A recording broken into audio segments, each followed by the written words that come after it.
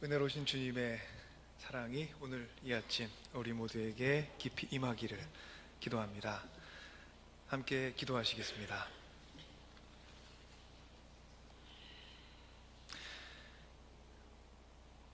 부활의 주님, 생명을 소생시키는 주님의 손길이 느껴지는 계절에 저희 모두 들어서고 있습니다. 얼었던 땅이 녹고 겨울나무가 봄 준비를 하는 때 우리의 생명 또한 주님의 손길을 맞이합니다. 부활의 빛을 세상에 비추신 손길로 오늘 이 아침 우리 모두의 머리 위에 주님의 은총을 부어주옵소서. 무덤을 찾아갔던 주님의 제자들에게 천사를 보내셔서 그가 여기 없으니 갈릴리로 가라고 말씀하셨습니다.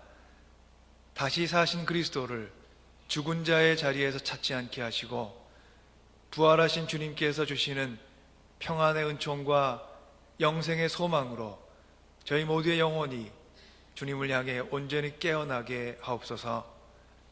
우리의 어깨를 짓누르고 있는 고민과 걱정과 염려를 주님께서 거두어 주시고 부활의 아침이 찾아왔음에도 아직 우리를 붙들고 있는 어둠과 절망에 저희가 붙들려 있다면 모두 저희가 털어내고 새 아침 새 소망을 향해 활짝 마음을 열게 하옵소서.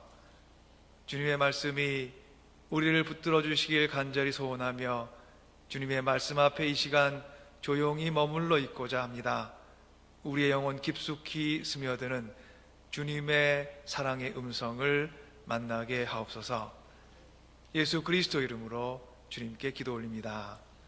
아멘.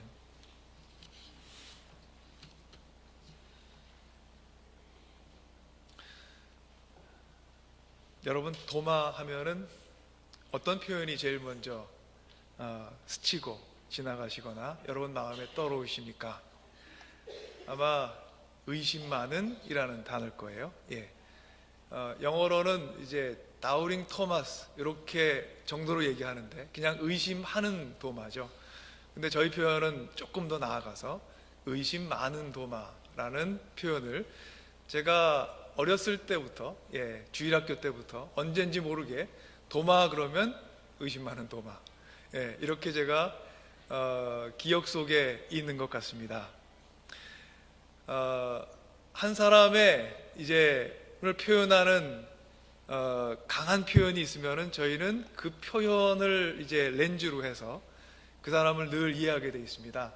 그래서 어떤 사람이 이런 면도 있고 저런 면도 있는데 어느 하나의 표현에 저희가 귀 기울여 거기에 이렇게 몰입되다 보면 다른 면은 잘 보지 못하게 되죠.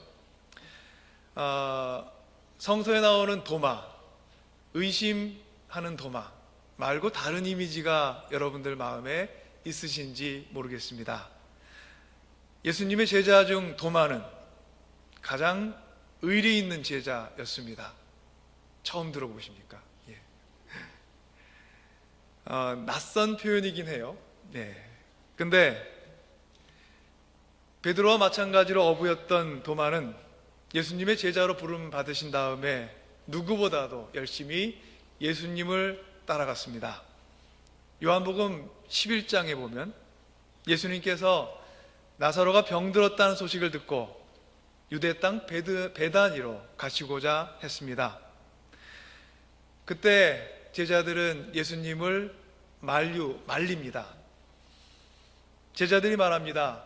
선생님, 방금도 유대인들이 돌로 치려 했는데 또 그리로 가시려 합니까? 제자들이 이렇게 말했던 것은 그들이 정말로 방금 돌로 쳐서 예수님을 해하려는 유대인들로부터 피해서 숨었기 때문이었습니다.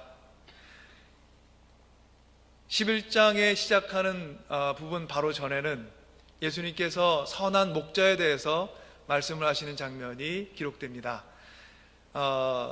목자는 양떼를 살피고 양떼들은 목자의 음성을 따라 선한 목자를 구분한다, 이런 얘기를 하시면서 나의 목소리를 아는 양이라야 나의 양떼이다, 이런 얘기도 하시면서, 그리고 선한 목자는 목자 양을 위해서 목숨까지도 바친다. 나는 나의 양떼를 위해서 살아갈 것이다. 이 얘기 끝에 예수님께서 유대인들이 앞에 있는 자리에서 그렇게 얘기합니다. 나는 내 양떼를 지키기 위해서 목숨이라도 내어놓을 것이고 나와 내 아버지는 그래서 하나다. 하나님의 아들이라는 뜻이었습니다. 그런데 유대인들은 예수님께서 이렇게 말씀하시는 것을 받아들이지 못합니다. 하나님의 아들이시라는 것, 그리고 메시아였다는 사실을 인정할 수 없었습니다. 예수님께서 말씀하시는 진리를 진리로 여기지 못하고 오히려 참남한 말로 하나님을 모욕한다고 그들은 분노합니다. 분노한 유대인들은 예수님을 잡으려 했고, 예수님께서는 제자들과 함께 그 위협으로부터 피하셔서 지금 요단강 저편 요한이 처음 세례 주던 곳에 함께 계셨습니다. 예수님께서는 그곳에서 천국의 복음을 선포하시고자 했습니다. 그러던 중에 나사로의 소식을 들었습니다. 소식을 듣고 마음 아파하신 예수님께서는 베다니로 가자고 청하셨습니다. 하지만 제자들은 방금 돌로 치료한 유대인들에게 다시 돌아가도 되겠냐고 예수님을 만류했습니다. 끝내 가시고자 하는 예수님과 두려움에 휩싸인 제자들 간의 대화가 오고 갔습니다. 우리 친구 나사로가 잠들었다. 내가 가서 그를 깨우겠다. 나사로의 죽음을 짐작하시고 하신 예수님의 말씀을, 그 의미를 제자들은 바로 깨닫지 못합니다. 제자들이 예수님께 이렇게 얘기합니다. 주님, 그가 잠들었다면 낫게 될 것입니다. 제자들의 예상처럼 나사로가 단지 잠들었던 것이었다면 시간이 지나면 깨어났을 것입니다. 그러나 예수님은 그것이 잠들어 쉬는 것이 아님을 아셨습니다. 예수님이 아니고서는 나사로를 죽음에서 일으킬 수 없음을 아셨습니다. 마침내 예수님께서 잠들었다는 것은 사실은 그가 죽음을 맞이했다는 것이라고 나사로의 죽음을 제자들에게 설명하셨습니다. 그때 예수님의 제자 중에 유일하게 도마가 예수님께 말합니다. 우리도 주와 함께 죽으러 가자. 이렇게 도마는 의리 있고 용감한 제자였습니다. 죽음을 두려워하지 않는 용기를 가진 사람이었고, 그리스도께서 가시는 곳은 함께 가보고자 했던 그런 사람이었습니다. 어부에서 제자로 새로운 인생을 살게 된 도마는 예수님께 충성된 마음으로 헌신하는 그런 삶을 연습해 나아갔습니다. 예수님을 위해서라면 어떠한 위험이라도 감수할 각오를 마음속에 품고 살아가고자 했습니다. 스스로 하나님의 아들이심을 증거하신 예수님을 죽일 계략을 꾸미고 있는 음모의 땅 유대로 간다는 것은 곧 생명을 내놓는 아주 위험한 일이었습니다. 도마는 그런 위험을 기꺼이 감수하고자 할 만큼 헌신적이고 열정적인 사람이었습니다. 그런데 도마는 다른 한편으로는 매우 이성적이고 또한 질문을 숨기지 않았던 사람입니다. 사람에게는 각각 그 사람이 갖고 있는 여러 본성이 있습니다. 그에게 있었던 이성적이고 질문을 숨기지 않는 품성은 그를 때로는 솔직한 사람으로, 또 때로는 우리가 일컫는 바 의심 많은 사람으로 생각하도록 안내합니다. 요한복음 14장에는 제자들을 곁을 떠날 것을 이제 예상하시게 된 예수님께서 제자들에게 이러저러한 말씀, 어떤 당부를 하셨던 것을 기록하고 있습니다. 나는 너희가 있을 곳을 마련하러 간다.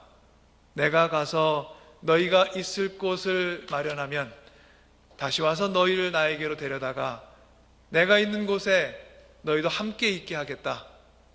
너희는 내가 어디로 가는지 그 길을 알고 있다. 이 말씀에 솔직한 사람 도마가 예수님께 물었습니다. 주님, 우리는 주님께서 어디로 가시는지도 모르는데 어떻게 그 길을 알겠습니까? 도마만 주님 가시고 있는 길을 몰랐던 것은 아니겠지요. 아마 다른 제자들도 예수님께서 하신 말씀의 온전한 의미를 깨닫지는 못했을 것입니다.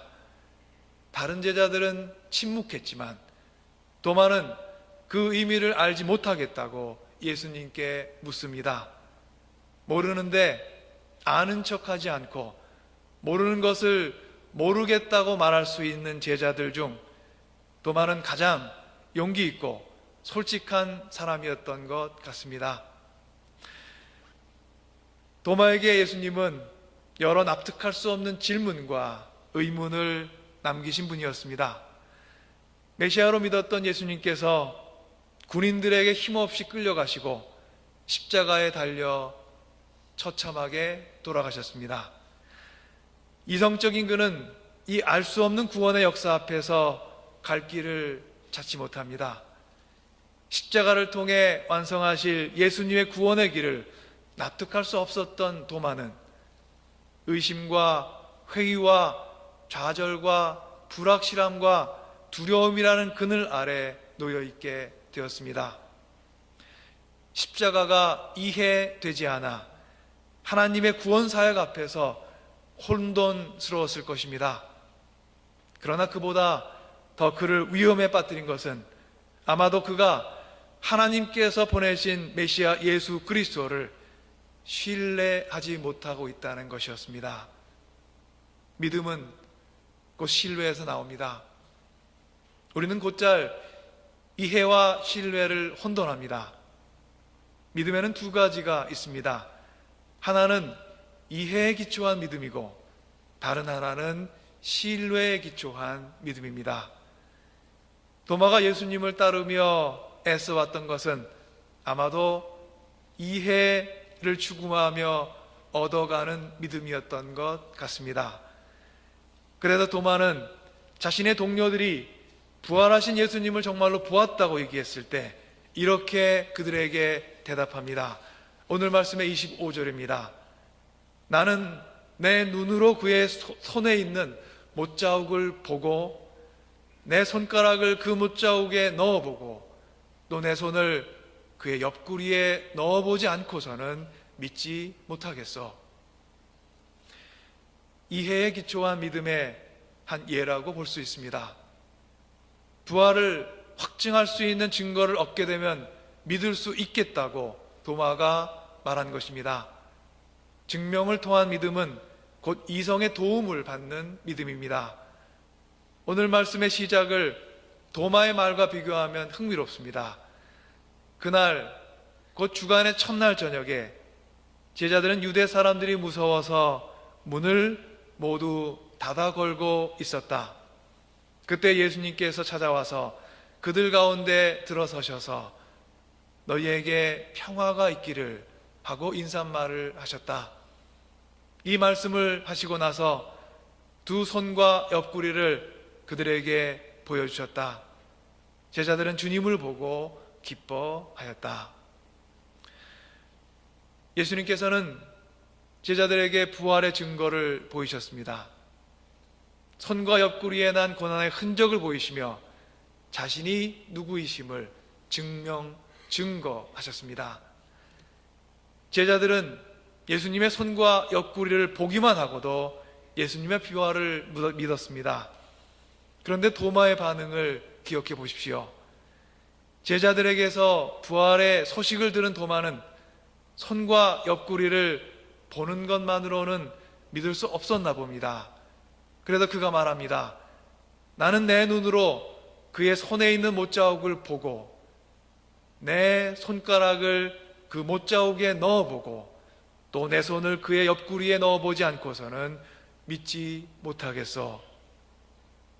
도마는 아직 이해할 수 없기에 믿을 수 없다고 말합니다. 그래서 보는 것으로는 만족할 수 없었고 더 확실한 증거, 곧 직접 손으로 만져보고 이해의 증거를 얻게 된다면 그리스도의 부활을 믿겠노라고 말하고 있습니다.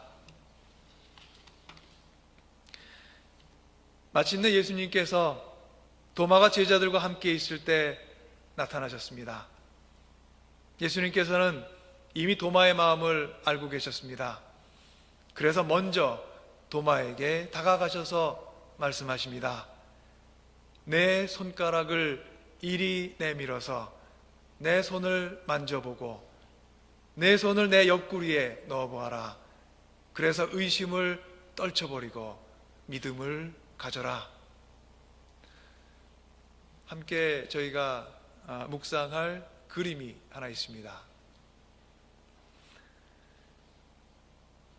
어떤 그림인지 쉽게 짐작이 가실 것 같습니다.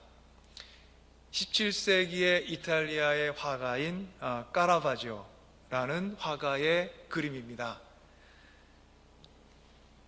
그림의 이름은 의심하는 도마입니다. 화가의 상상력이 의심하는 도마를 예수님께서 허용하고 또 그에게 자신의 상처난 몸을 확인시켜 주시는 그 마음을, 예수님의 마음을 아주 사실적으로 그리고 선명하게 그려주고 있습니다.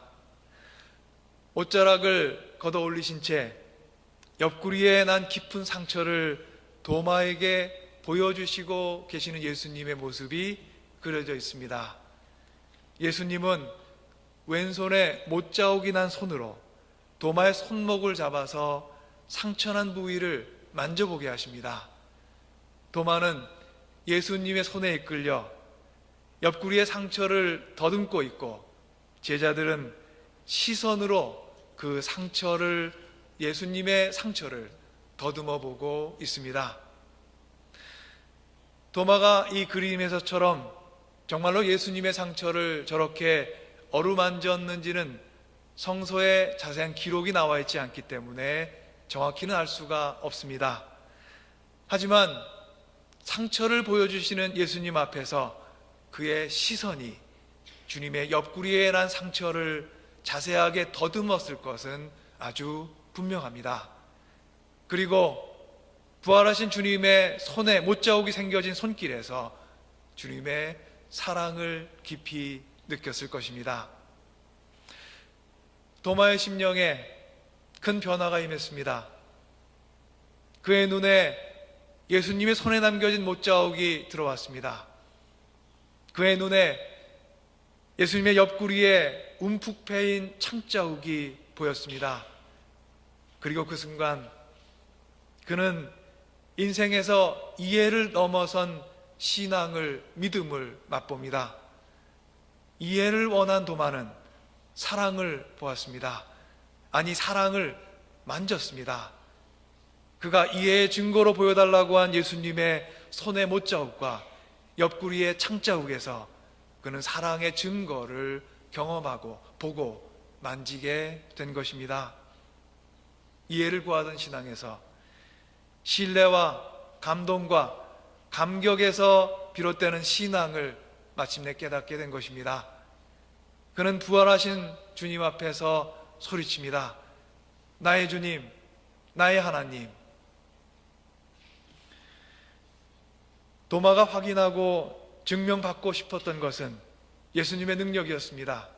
부활의 능력이었습니다. 그런데 도마가 예수님과 예수님의 손과 옆구리에서 증명받은 것은 예수님의 사랑이었습니다. 도마는 이해를 원했으나 하나님께서는 그의 마음을 사랑으로 감동시키셨습니다. 그래서 보는 것으로는 모자라고 만지기 전에는 믿을 수 없다고 말하던 도마는 예수님의 손과 옆구리에 남겨진 사랑의 흔적을 만나게 됨으로써 그의 인생의 새로운 시작을 맞이하게 되었습니다.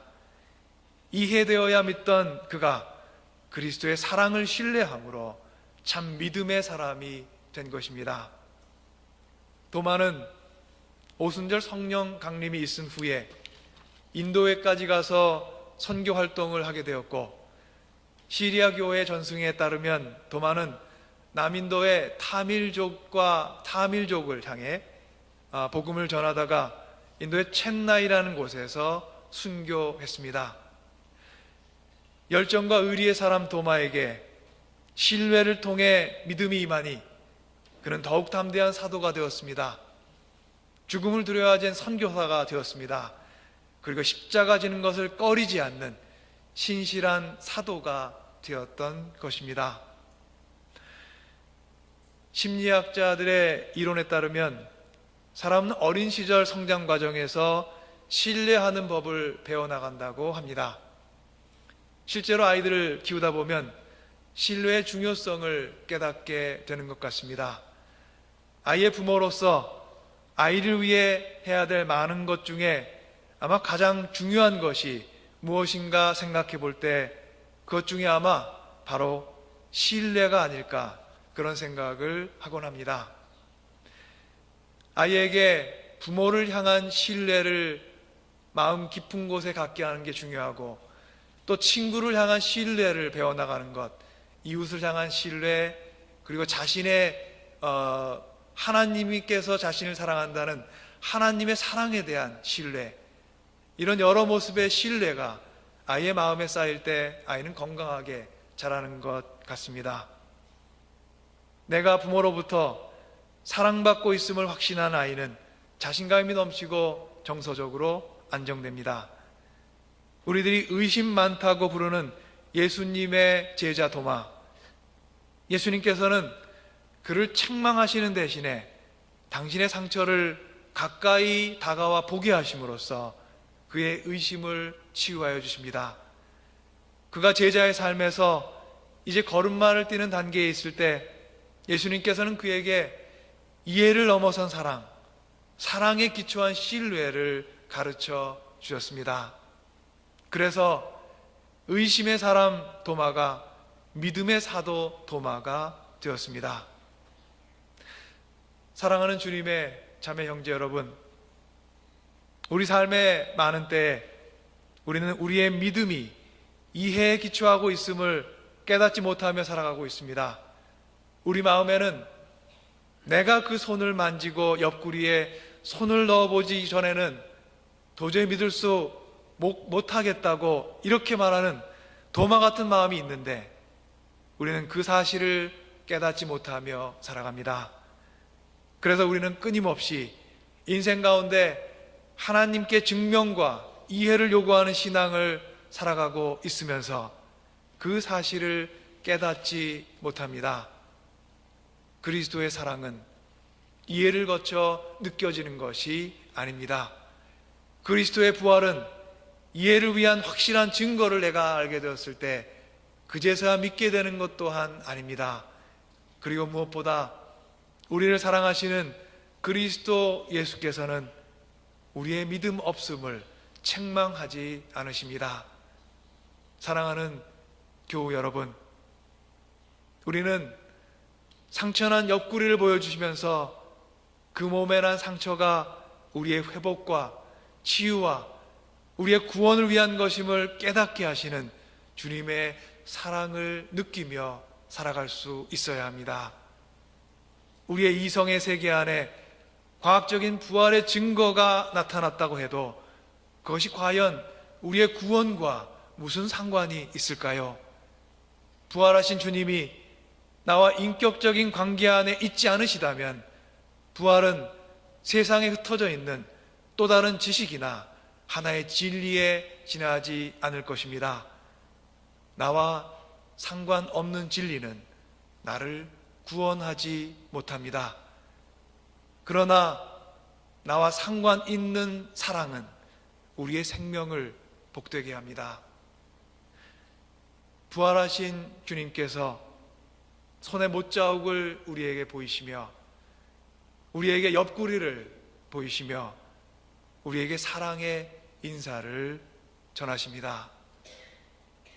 너희에게 평강이 있을지어다. 너희에게 평강이 있을지어다. 너희에게 평강이 있을지어다. 아멘. 함께 기도하겠습니다.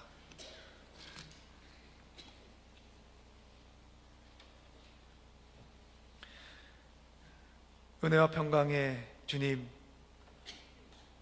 죽음과 어둠의 권세 아래 놓인 저희들 앞에 나타나셔서 사랑과 구원의 인사를 전하시는 부활의 주님 앞에 저희 모두 함께 서 있습니다.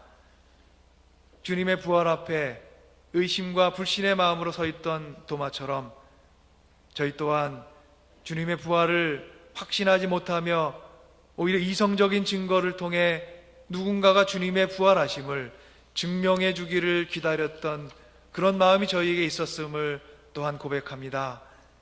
저희의 연약한 믿음을 주여 긍휼히 여기시고 다스려 주셔서 주님 손의 못자국과 옆구리의 상처를 보기만 하고도 주님께서 주시는 구원의 능력을 믿고 기뻐하게 하옵소서. 주님의 사랑 이외에 또 다른 증거를 찾지 않게 하시고 주님의 고난의 흔적 이외에 다른 표적을 찾지 않게 하옵소서. 어린아이와 같은 우리에게 주님의 사랑과 은혜를 언제나 신뢰하는 순전한 믿음을 허락하여 주시기를 간절히 원하오며 예수 그리스도 이름으로 주님께 기도 올립니다. 아멘.